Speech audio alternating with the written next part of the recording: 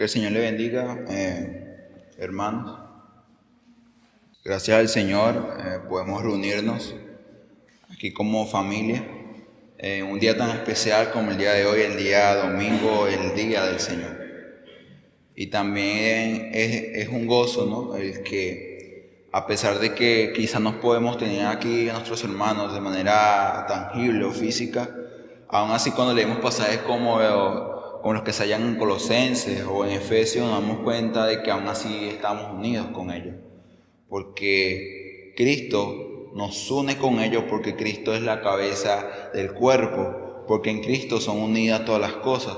Y por esa razón es un gozo el poder entender y conocer esta realidad de que estamos unidos en el Señor a pesar de la situación que estamos pasando en estos tiempos, y que ellos de sus hogares están reunidos también igual que nosotros en este lugar y también han dispuesto su corazón para este día tan especial y tan importante.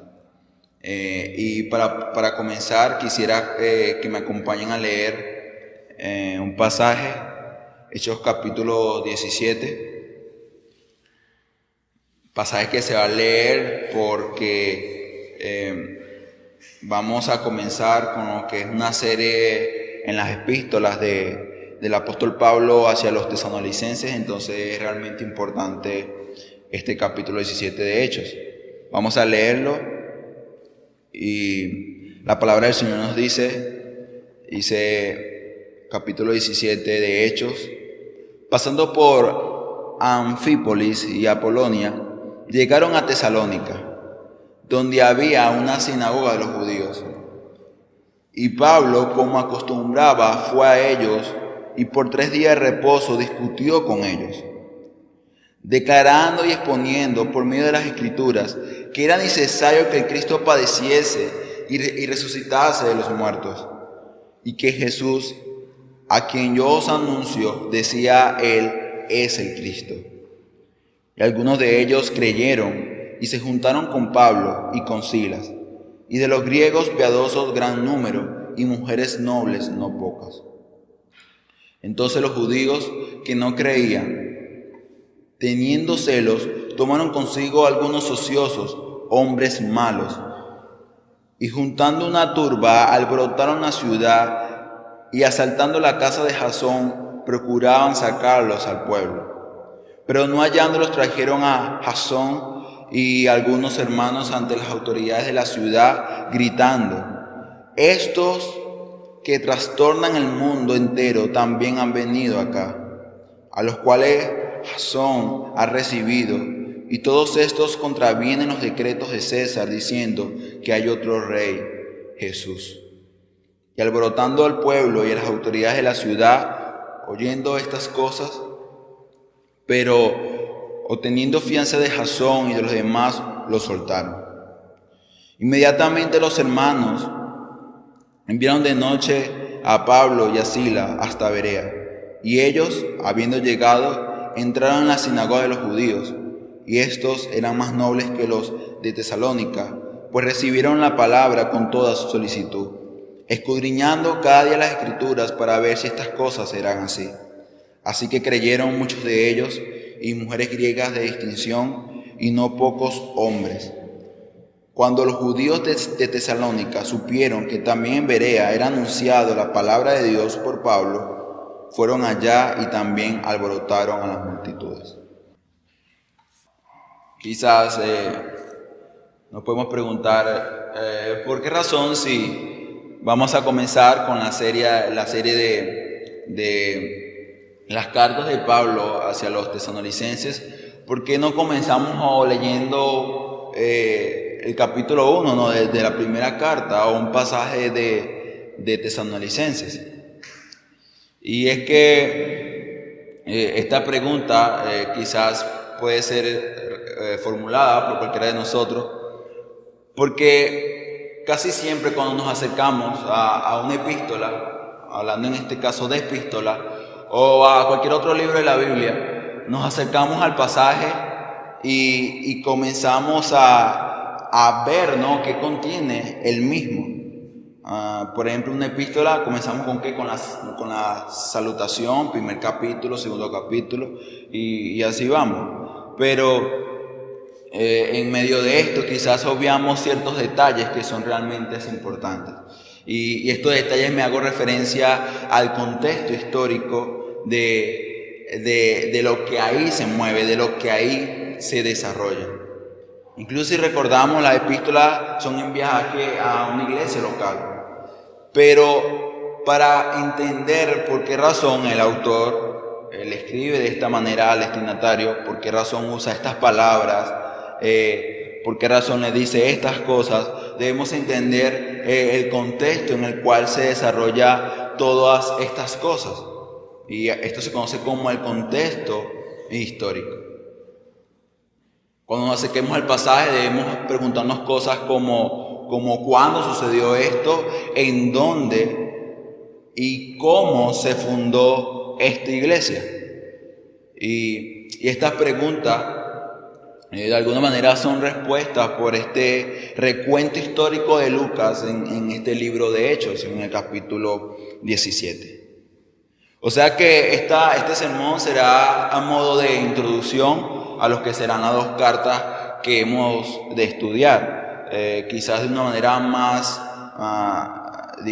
más secuencial, más específica, debido a que estas dos cartas ya se dieron pero de manera panorámica, un panorama de estas dos cartas.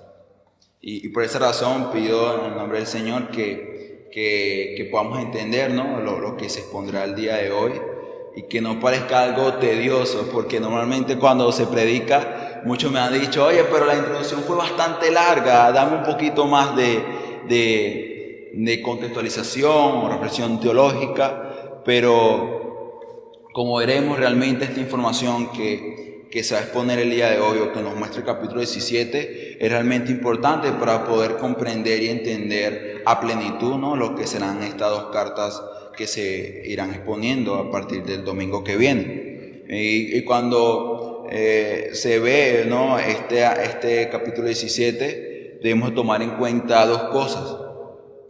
Primero, debemos tomar en cuenta la ciudad.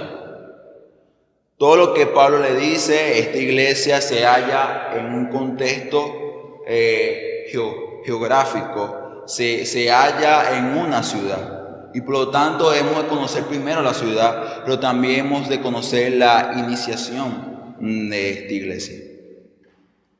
Cuando hablamos de la ciudad, hablamos de la ciudad de Tesalónica. Es una ciudad fundada, imagínense, hace 300 años antes de Cristo. Tesalónica era la capital de Macedonia. Y para poder entender un poco la historia de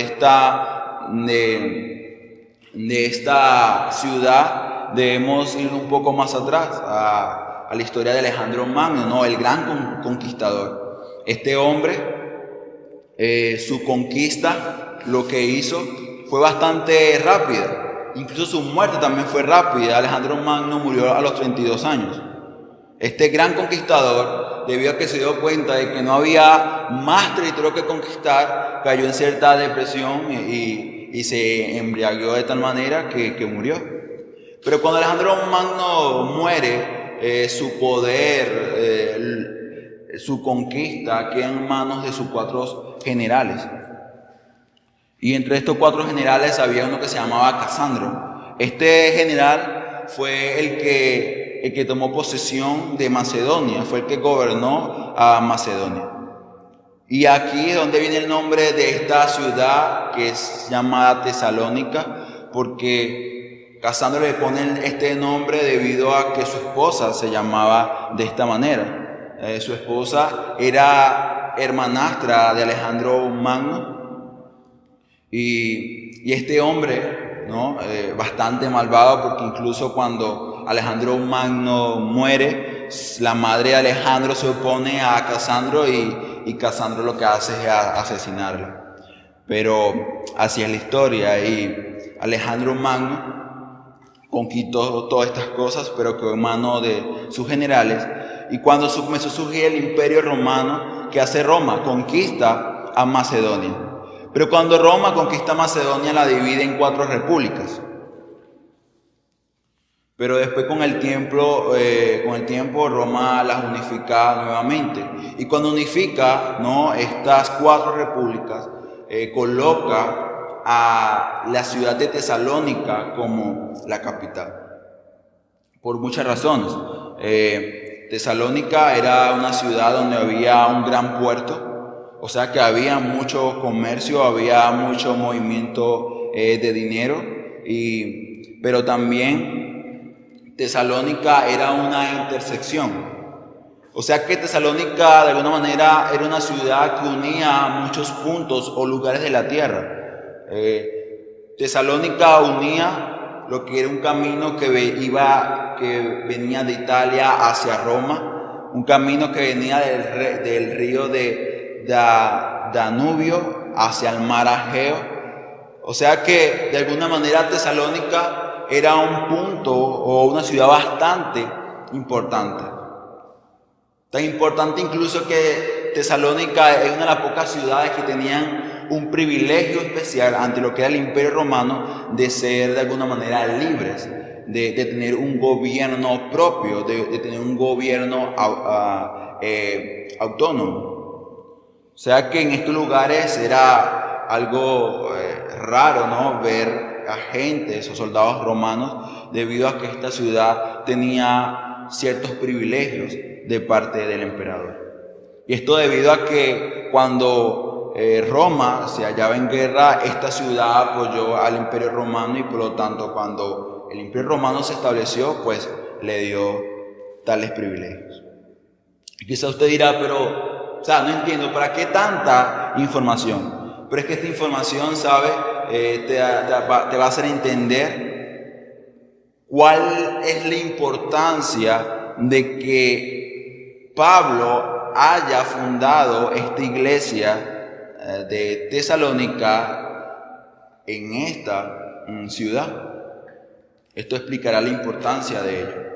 Y es que un hombre, un estudioso del Antiguo Testamento y del Nuevo, hace un comentario y dice de que el hecho de que el Evangelio haya llegado a esta ciudad fue vital, fue realmente importante para que el Evangelio se esparciera o llegara a Roma y también hacia Asia Menor. Hay una importancia detrás de toda esta historia, y esto nos llevaría entonces, ya habiendo conocido la ciudad, a conocer cómo comenzó todo, o sea, cómo comenzó esta iglesia. Y por esta razón el título de este sermón es exactamente el mismo, el inicio de una gran iglesia. Cuando leemos la primera y segunda carta de Tesalonicenses, nos daremos cuenta de que Pablo elogia grandemente a esta iglesia por sus cualidades. O sea que es una gran iglesia. Pero en el día de hoy, en este momento, vamos a conocer cómo fueron sus inicios. Quizás cuando leemos las 2 cartas podemos ver una iglesia bastante madura, una iglesia bastante fuerte, y poder decir de que quizás las condiciones del tiempo o los momentos fueron los que condicionaron esta madurez. Pero ¿sabe algo? Quizás uno puede pensar de que fueron condiciones favorables, buenas, pero este capítulo 17 de Hechos nos muestra que el comienzo de una gran iglesia fue bastante difícil, o hubieron muchas tribulaciones, mucha persecución. Y es que el día de hoy veremos cómo la iglesia cristiana cobra mucha más fuerza y crece muchísimo más. ¿Saben qué momento?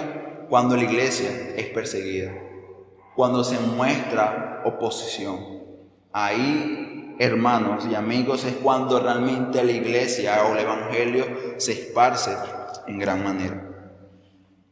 Por esa razón, leí el capítulo 17 de Hechos, y el capítulo 17 de Hechos comienza diciendo que Pablo llegó a Tesalónica. Pero pero ¿cómo llegó ahí Pablo? Bueno, Pablo llegó ahí debido a su segundo viaje que emprendió, como lo muestra el capítulo 15 de Hechos, de Antioquía.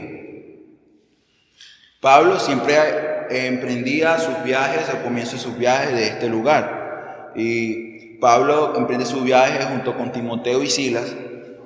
Y se nos muestra el capítulo 16 que Pablo ya había trazado un plan. El plan de Pablo era llegar hacia Asia Menor. Pero nos damos cuenta de que el Espíritu Santo o Dios mismo soberanamente no se lo permite. Y Pablo, un poco confundido, dice, pero voy allá a predicar y tú me dices que no, ¿qué voy a hacer? Y por esa razón se nos dice, o muestra el pasaje, que en Troas Pablo recibe una visión. Esta visión era un hombre macedonio que le decía, entra, ven a nosotros, necesitamos ayuda. Y de esta manera Pablo conoce y entiende cuál es la voluntad de Dios, qué Dios quería para con él. Y lo que Dios quería soberanamente era algo, era que fuera a Filipos. Y esto es algo bastante importante, ¿no? Porque quizás muchos están confundidos, el coronavirus, no hay comida, ¿qué está pasando? Estoy confundido. Pero el cristiano, el hombre, debe entender algo en toda su confusión, y es lo más importante. Debes entender de que Dios es soberano y que Dios tiene el control de todo eso. Y Pablo entendió eso. Pablo dijo, Dios es soberano, Dios me está estorbando y por algo será. Y por esa razón él esperó en Dios y cuando Dios le respondió, Pablo obedeció. Pablo fue hacia Macedonia. Y se nos muestra, Pablo fue a la primera ciudad que encontró, la ciudad de Filipos, una ciudad donde fue perseguido, donde fue encarcelado, donde fue azotado. Fue un lugar donde Pablo sufrió muchísimo, pero aún así vemos un buen fruto, un buen resultado. Y es increíble, impresionante la determinación de que Pablo tenía por predicar el Evangelio. Pablo tiene que huir, salir de Filipos debido a la persecución. ¿Y sabe qué hace Pablo? Pablo camina aproximadamente 100 kilómetros para llegar a Tesalónica, que son aproximadamente 5 días de viaje. Imagínense la determinación del apóstol Pablo a llegar a esta ciudad. ¿Pero por qué? Por la importancia de esta ciudad. Pablo, hermanos, como decía un predicador, no era como quizás como Cristóbal Colón. Cristóbal Colón no sabía dónde iba. Y cuando llegó a este lugar, cuando llegó a tierra, no supo tampoco a dónde había llegado. Pablo no fue o no hizo de esta manera, no fue igual que este hombre. Pablo ya había trazado un plan, ya se ha trazado una meta. Y Pablo, si usted se da cuenta y analiza todos estos viajes que hizo Pablo siempre procuraba llegar a un lugar vital, un lugar o un punto estratégico. El punto más estratégico e importante para que la palabra de Dios se esparciera sobre el mundo era llegar a las ciudades principales, llegar a las capitales. Y por esa razón Pablo tomó la decisión de ir a Tesalónica. Porque si Pablo dice, si se funda una iglesia en la capital, entonces esta iglesia por sí misma habrá de esparcir el evangelio hacia los lugares aledaños. Y por esa razón nos dice aquí que Pablo llegó a Tesalónica. Y se nos dice que Pablo llegó ¿a dónde? Primeramente, ¿a dónde entró? Dice, entró a la sinagoga de los judíos. Y dice, y Pablo, como acostumbraba, fue a ellos por 3 días de reposo y discutió con ellos. Aquí se nos presenta el hecho de que Pablo llegó a Tesalónica y lo primero que hizo, y dice que como acostumbraba, era entrar a la sinagoga de los judíos. Y esto hace referencia a la presencia que había del pueblo judío en esta grande ciudad. Y dice que estuvo ahí por 3 días de reposo. 3 días de reposo es igual a 3 semanas. Y hace referencia quizás a que solamente el apóstol Pablo estuvo 3 semanas en la ciudad de Tesalónica. Muchos hermanos, muchos estudiosos quizás argumentan y dicen, es imposible, tuvo que haber sido muchísimo más tiempo. Y quizás las razones que exponen tienen cierto sentido, como por ejemplo Pablo dice en sus cartas de que los hermanos de Filipos le mandaron cierta ayuda, y cómo Pablo va a recibir ayuda de los hermanos en tan poco tiempo, o quizás al ver el gran fruto que daba esta iglesia de Tesalónica, se pregunta, pero ¿cómo es posible que la madurez el crecimiento de esta iglesia fuera tal con solamente 3 semanas de predicación del apóstol Pablo? Y quizás van al lugar, ¿no? Pero lo que se nos presenta aquí de forma clara fue que Pablo estuvo 3 sábados con los judíos en la sinagoga. Quizás si fue mucho más tiempo, Pablo, debido a que los judíos no se lo permitieron, no pudo compartir más el evangelio, la palabra de Dios con ellos. Pero ¿qué estaba haciendo Pablo en la sinagoga? Aquí nos dice, discutiendo con ellos. Pablo, ¿qué hace en la sinagoga? Pablo lo que hace es, como dice aquí, discutir, argumentar, anunciar y defender el evangelio.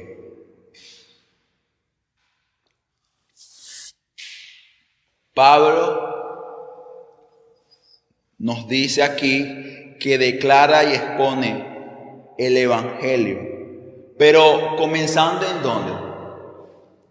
Comenzando aquí dice que lo hace a través de las escrituras.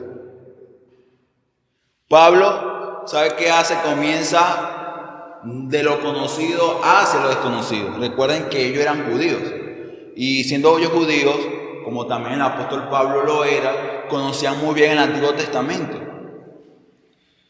Y si conocían el Antiguo Testamento, entonces ellos tenían conocimiento de qué, de algo bastante importante, y era que el Mesías vendría. Por esa razón aquí dice, exponiendo ¿qué cosa? Que era necesario que el Cristo, o sea, que el Mesías padeciese. Si algo los judíos no entendían, eran cómo el Mesías o el Salvador iba a venir a sufrir. Por eso pasajes como los que se hallan en Isaías eran bastante oscuros para los judíos. Ellos no entendían esto. Razón por la cual los discípulos y tanto el pueblo judío en general tenía una idea errada de lo que era el Mesías o el Salvador.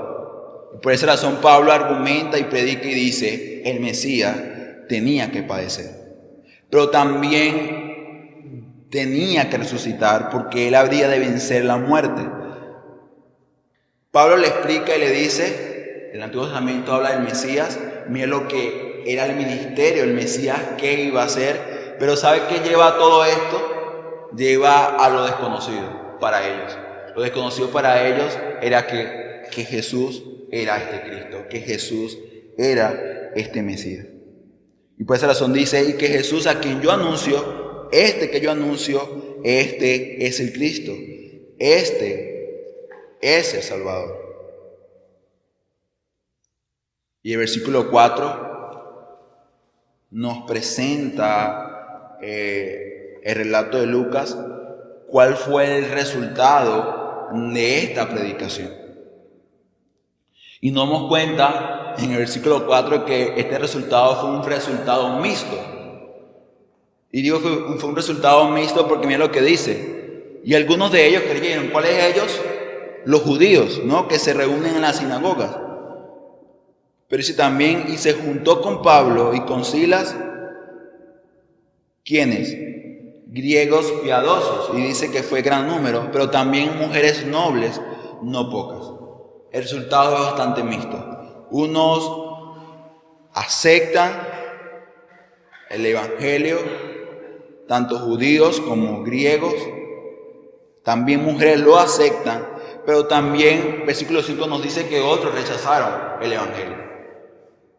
Esto nos hace recordar, por ejemplo, un poco, ¿no?, la parábola del sembrador, donde también se nos muestra que hay resultados mixtos a lo que es la predicación de la palabra. O sea, nunca esperes cuando tú predicas la palabra, el evangelio, que todos estén de acuerdo contigo y que todos acepten la verdad del evangelio.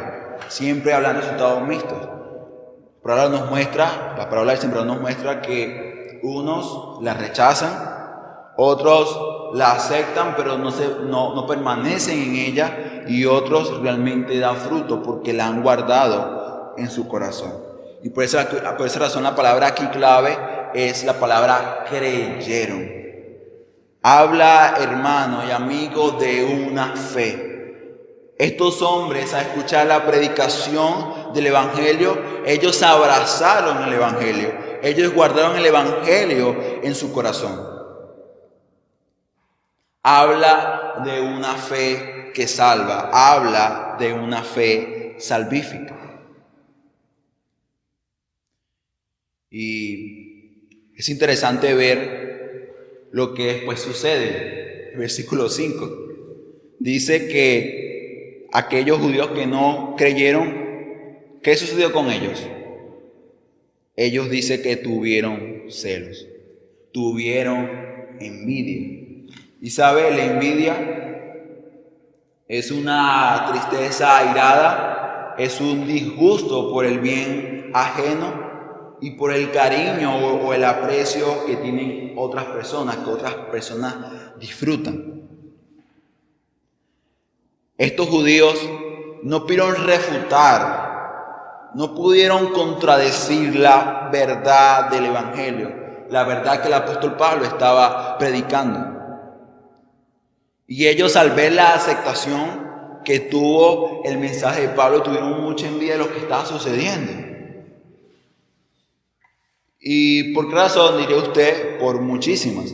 Recuerden de que esta es una ciudad bastante importante. En esta ciudad había una sinagoga. O sea que si había una sinagoga es porque había mucha presencia de pueblo judío en esta ciudad, porque no en todas las ciudades había sinagoga, al menos que hubieran bastantes varones judíos en estos lugares. Y aparte de esto, esta sinagoga o el pueblo judío tenía cierta influencia sobre el pensamiento griego y romano, o sea, sobre los que habitaban en esta ciudad. Y esto lo podemos ver cuando el versículo 4 dice, griegos piadosos. ¿A qué hace referencia estas palabras? Hace referencia, hermanos, que muchos griegos e incluso romanos de esta ciudad habían sido atraídos, ¿no?, hacia el monoteísmo. ¿Por qué? Porque de alguna manera estaban cansados del politeísmo, que hace referencia a la adoración de muchos dioses. Estos hombres habían sido atraídos de alguna manera, bajo la influencia del pueblo judío en esa ciudad, a observar o a ser sensibles ante la verdad de que hay un solo Dios, el Dios de Israel. Y por esa razón estos griegos piadosos que hacían, acostumbraban a ir a las sinagogas. O sea que estos varones judíos tenían que influencia sobre quién, incluso sobre los gentiles. Y ahora imagínense que Pablo llegó a la sinagoga, están esa gran cantidad de griegos que acostumbran ir a las sinagogas, y de repente Pablo expone durante 3 sábados el Evangelio, y de repente la sinagoga ha quedado vacía porque se han ido tras la predicación de Pablo. Eso es lo que causó mucha indignación y celo de estos hombres. Ellos dijeron, hemos perdido todo. La fama, la posesión, la influencia la hemos perdido, y todo por culpa de Pablo. Y por esa razón, ¿sabe algo? La envidia, el celo no produce nada bueno. Y lo podemos ver en el pasaje, porque ¿sabe qué hicieron estos hombres a raíz del celo, la envidia que tuvieron? Hicieron algo. Ir a acusar o oponerse a Pablo no eran capaces, eran muy cobardes. Ellos fueron y buscaron hombres malos, hombres ociosos, creemos que los contrataron para que estos hombres alborotaran la ciudad, para que estos hombres acusaran a Pablo, para que lo buscaran y lo llevaran a juicio. Pero dice que estos hombres fueron a buscar a Pablo y a Silas, pero no los hallaron. Tomaron entonces a Jasón, que Jasón, hay muy poca información de él, pero hace un poco referencia a que Jasón era alguien que colaboraba con Pablo y Silas. Quizás ellos lo hospedaban, Jasón los hospedaba en su casa, o también quizás Pablo también predicaba desde la casa de Jasón como modo de una iglesia local. Lo que sea, aquí se nos presenta que Jasón colaboraba con ellos y por esta razón es traído hacia juicio junto con algunos hermanos. Pero mire la acusación que estos hombres hacían, y es una acusación que está fuera de lugar. Dice versículo 6, estos hombres trastornan al mundo entero. Pero también han venido acá, a los cuales Jasón ha recibido, y todos estos que hacen, contravienen los decretos de César diciendo que hay otro rey, Jesús. Es una acusación de orden político. Es una acusación que está fuera de lugar, porque Pablo nunca predicó o nunca llamó a su audiencia a que se levante contra el emperador romano. Pablo nunca incitó la rebelión, todo lo contrario. Si vemos las epístolas de Romanos, Pablo llama a la sujeción hacia las autoridades. Lo que pasa es que recuerden que el imperio romano no está interesado en la discusión, en las peleas en el entorno religioso de los judíos. A ellos no les interesaba eso. A ellos les preocupaba que una rebelión contra el emperador, contra el imperio romano, contra César mismo. Y por esa razón, ¿qué hacen ellos? Hacen una acusación de orden político para acallar la voz del orden religioso. Y sabe algo, esta es una estrategia que se usó en aquel entonces, incluso los fariseos también lo usaron, y que aún todavía muchos gobernadores o líderes la siguen usando. Pretenden y dicen, la iglesia cristiana ha crecido mucho, ellos promueven de alguna manera o usan el contexto político y tratan de rebelarse contra el gobierno, y por lo tanto debemos vigilar, debemos observar sus sermones. Y en los Estados Unidos y muchos otros países se hace esto, se examina cada sermón que se expone en las iglesias locales, porque ellos argumentan y dicen, ellos van contra el gobierno, y es una simple excusa para controlar o poder de una manera acallar la predicación del evangelio, la predicación de la verdad. Y nos dice el versículo 9, que obtenida fianza de Jasón y de los demás lo soltaron. Nos damos cuenta que la fianza no es algo nuevo, algo que se hace incluso hace muchísimo tiempo. Se pagó, y al pagar esta fianza, Jasón y los demás fueron soltados. Y ellos van inmediatamente y le avisan a Pablo y a Silas lo que está pasando. Y por esa razón son llevados hasta Berea. Hasta este momento podamos darnos cuenta de que los comienzos de esta iglesia, de esta gran iglesia, no fue para nada fácil. Vemos que todo fue desarrollado en un contorno, un contexto de persecución, de oposición, de aborrecimiento. Pero quizás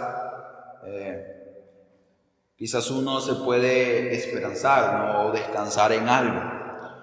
Y es que el éxito o la cantidad de frutos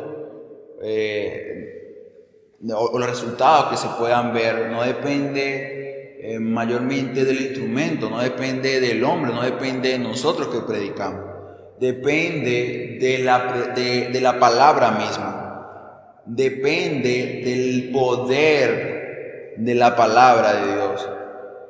Porque se cuenta de que el apóstol Pablo duró muy poco tiempo. Estas personas que dicen, no, tuvo que haber sido muchísimo más, ellos argumentan y dicen que no pudo haber sido más de 6 meses, y aún así 6 meses es muy poco todavía. Y vemos que la palabra de Dios es la que causa estragos. Estos hombres estaban preocupados diciendo, hay que seguir a Pablo, hay que encerrar a Pablo, hay que matar a Pablo. Pero no se dan cuenta de que no era Pablo el que estaba causando este avivamiento, esta transformación. Era lo que llevaba a Pablo, era el mensaje, el evangelio, la palabra de Dios que estaba causando estragos. Y por esa razón, dése cuenta de que quizás nosotros estamos en cuarentena, estamos encerrados en nuestras casas, pero como se ha dicho y muchos predicadores han dicho, la palabra de Dios no está en cuarentena. Ella nadie la puede cerrar, ella nadie la puede limitar. Y por esa razón, dése cuenta que Lucas hace cierto énfasis en que mujeres importantes de renombre asentaron también la verdad del evangelio.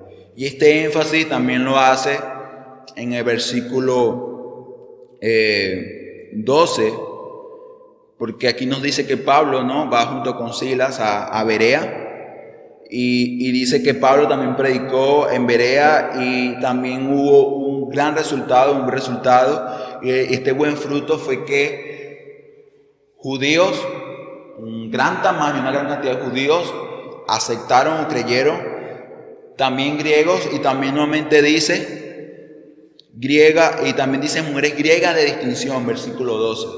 ¿Y por qué Pablo hace tanta distinción en esto? Si recordamos los comienzos de lo que fueron estos conversos o de estos hombres que creyeron al evangelio, fueron principalmente gente pobre, gente de la plebe, gente que quizás ante la sociedad no tenían ciertos cargos o renombre, pero ya nos damos cuenta que el evangelio de alguna manera puede ser comparado, quizás a muchos no les guste, con el coronavirus. O sea, el coronavirus va a atacar y alcanzar a todo el mundo. No importa si eres negro o blanco, no importa si eres rico o pobre, pero de igual manera el evangelio alcanzó a todos los hombres. Y dése cuenta que el poder de la palabra de Dios es impresionante, porque los hombres, estos hombres querían detener el progreso de la verdad, pero no lo lograron. Durante la historia del cristianismo, ¿por qué la iglesia cristiana ha sufrido mucho? ¿Por qué ha sufrido? Porque los hombres, porque Satanás ha tratado de detener el avance del evangelio. Pero dése cuenta, hombres mueren, creyentes mueren, son martirizados, pero la palabra de Dios permanece para siempre. Y eso realmente de alguna manera puede dar descanso, ¿no?, o esperanza a aquellos hombres que se preocupan, ¿no?, por predicar la palabra de Dios, por esparcir el evangelio, porque al final todo depende de la palabra de Dios. Ella es la que va a hacer el trabajo. Pero mire lo que el apóstol Pablo hace, y son dos cosas que quiero resaltar de los versículos 10, 11 y 12, y por último el versículo 13. Pablo tuvo que salir de Tesalónica. ¿Por qué razón? Porque los judíos de una sinagoga lo rechazaron y lo persiguieron. ¿Y sabe qué hace el apóstol Pablo cuando llega a Berea? Luego de haber caminado aproximadamente 80 kilómetros más, dice, versículo 10, que habiendo llegado, entraron en la sinagoga de los judíos. O sea, Pablo nadie lo iba a detener. O sea, es impresionante la determinación que Pablo tenía por predicar la palabra de Dios. Dice aquí que Pablo entró a la sinagoga de los judíos, pero Lucas en su relato hace un énfasis en algo y dice que estos hombres judíos eran más nobles que los de Tesalónica. ¿Por qué razón? Porque ellos sí recibieron con solicitud la palabra del apóstol Pablo, pero dice que escudriñaban cada día las escrituras para ver si estas cosas eran así. Y yo digo que esto es un ejemplo que todos nosotros debemos seguir. O sea, Pablo llegó a la sinagoga, ellos dijeron, bueno, Pablo, habla, te escuchamos. Pablo, buen argumento, es bastante lógico lo que estás diciendo, pero ya va, danos un poco de tiempo, ya te hemos escuchado, déjanos ahora examinar las Escrituras y ver y verificar si lo que tú dices es cierto. Un ejemplo que todos debemos seguir. El hecho de que te argumenten o te digan algo de una manera, digamos, aceptable, algo bastante lógico, entendible, no siempre significa que sea la verdad. Y por esa razón estos hombres se iban a las Escrituras y escudriñaban las Escrituras para ver si estas cosas eran así o eran correctas. Pero dése cuenta que para que Pablo se pusiera al nivel de ellos y estar ahí y poder debatir, poder defender, era necesario algo bastante importante, y esto era que Pablo conocía lo que estaba diciendo. En Primera de Pedro 3:15 se nos hace el mismo llamado, y este llamado es el estar preparados para presentar defensa del Evangelio. 1 Pedro 3:15 dice: sino santificad a Dios, el Señor, en vuestros corazones, y está siempre preparados para presentar defensa con mansedumbre y reverencia a todo aquel que os demande razón de la esperanza que hay en vosotros. Debemos prepararnos. ¿Cómo nosotros pretendemos defender algo que no conocemos? Por esa razón el estudio, escudriñar la Escritura, no es algo del que predica, no es algo del pastor, es algo que todo creyente debemos hacer para poder presentar una defensa y un buen argumento lógico ante personas que demanden razón. Y el apóstol Pablo, ¿de qué manera lo hace? El apóstol Pablo lo hace de tal manera que dice aquí que el fruto fue algo bastante grande, y hablando de la audiencia judía, pues ellos aceptaron. Aquí dice: así que creyeron muchos de ellos, o sea, muchos de los judíos creyeron, mujeres griegas de distinción y no pocos hombres. Pero ¿sabe qué sucede? Se recapitula o se repite lo que sucedió en Tesalónica. ¿Por qué? Porque los judíos de Tesalónica, al escuchar que Pablo seguía anunciando la verdad del Evangelio en Berea, ¿sabe qué hicieron? También fueron allá y alborotaron a las multitudes. Y debido a esto, Pablo también tuvo que irse de Berea. Yo meditaba un poco en esto y yo digo: estos hombres también están determinados. Como Pablo está determinado expandir el Evangelio, también están determinados de detenerlo. Pero ¿sabe algo? Dios es soberano y todo está bajo su control. Y es impresionante porque si usted se pone a meditar un poco, mire, dése cuenta la ciudad de los lugares que Pablo recorre. Y en este caso, en estos pasajes nos muestra que Pablo salía de las ciudades. ¿Por qué? Porque él no estaba persiguiendo. Pero Pablo es un sembrador. Pablo va caminando y va dejando la semilla. Y a pesar de que Pablo quizás vaya corriendo por una ciudad o por un lugar, aún así la semilla va cayendo. O sea, va quedando en la tierra, va quedando en los corazones de los hombres. Y estos hombres, pensando que de esta manera iban a detener a Pablo, o que el Evangelio, la predicación del Evangelio se iba a detener, ellos, sin darse cuenta, están haciendo lo contrario. Están haciendo que el Evangelio se esparciera muchísimo más. Y esto nos enseña una gran verdad, y la gran verdad es que aunque nosotros no entendamos lo que estamos padeciendo en este tiempo, por qué estamos como estamos, por qué Dios lo permite, debemos entender de que todo lo que Dios hace es con un fin. El fin es el buscar su gloria, el que el nombre de Dios sea glorificado y sea exaltado. Queremos una gran iglesia, queremos ser buenos creyentes, maduros, que crezcan. Pues entonces el capítulo 17 de hecho nos muestra que debemos pasar por el sufrimiento. Debemos ser tallados, debemos ser pasados por el fuego. Porque una iglesia como esta, que sufrió mucha persecución y sufrimiento, fue una de las iglesias más elogiadas por el apóstol Pablo, junto con la iglesia de Filipos.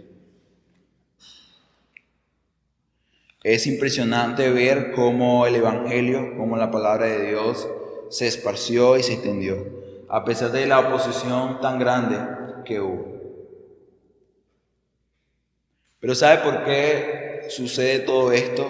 ¿Por qué la palabra de Dios se esparce de tal manera? ¿Y por qué el pueblo de Dios es tan aborrecido? Juan capítulo 15 nos dice. Este es un texto que una de mis hermanas compartió durante la semana y hace referencia al por qué la iglesia es perseguida, por qué el cristiano debería ser perseguido. Y aquí nos dice: si el mundo os aborrece, sabed que a mí me ha aborrecido antes que a vosotros. Versículo 18. Pero también dice el versículo 19: si fueres del mundo, el mundo amaría lo suyo. Pero porque no sois del mundo, antes yo elegí del mundo, por eso el mundo os aborrece. Jesús se presenta ante sus discípulos, ante la audiencia, ante los creyentes, como la principal causa por la cual ellos habían de ser aborrecidos por el mundo, que ellos habían de ser perseguidos por el mundo. Jesús dice: yo soy esa causa. Y por esa razón es difícil comprender cómo hoy en día algunas iglesias que se llaman a sí mismas cristianas tratan o pretenden evitar el sufrimiento. ¿Por qué? Porque buscan la aceptación de la humanidad, buscan la aceptación del mundo. Comienzan a llevar a cabo dentro de su iglesia ciertas prácticas que el mundo también lleva a cabo, y para que cuando el mundo o el incrédulo se sienta en la iglesia, como dicen ellos, se sientan como en su casa. Y eso es un grave error. Porque Pablo, como siempre lo dijo y lo dice en sus cartas, Pablo no fue a ellos, no fue predicando el evangelio basándose en sus creencias, en sus estrategias, en su pensamiento, en su sabiduría humana, sino basándose en la Escritura, en la palabra de Dios. Estos hombres, hoy en día los hombres cristianos, que se llaman cristianos, pretenden modificar el mensaje, pretenden modificar la verdad para que el mundo la acepte, y dicen ellos para que el mundo conozca a Dios.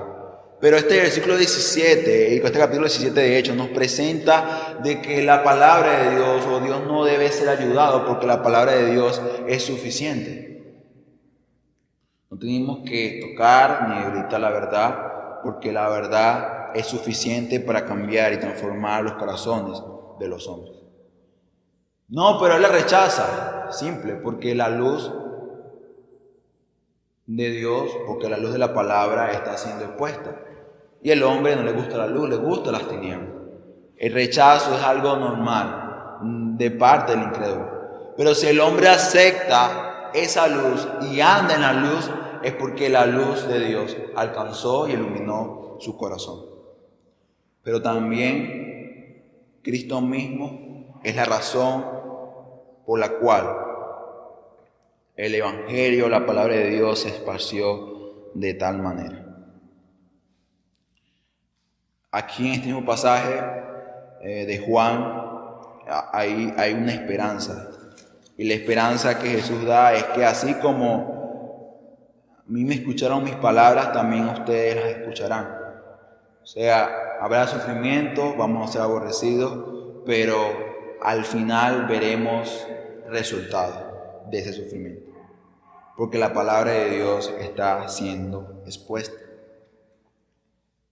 Debemos pedirle al Señor para que nos ayude a andar y a caminar como el apóstol Pablo anduvo, a tener ese mismo deseo, de ir y predicar el evangelio, de anunciar la verdad del evangelio, anunciar y predicar la palabra de Dios sin decir más ni decir menos de lo que ella dice. La verdad de Dios es suficiente para cambiar y transformar el corazón de los hombres y para que las iglesias de hoy en día crezcan y maduren. Creo que en situación como esta, estamos en cuarentena aún todavía, no sabemos cuánto más podemos estar en cuarentena, ¿no?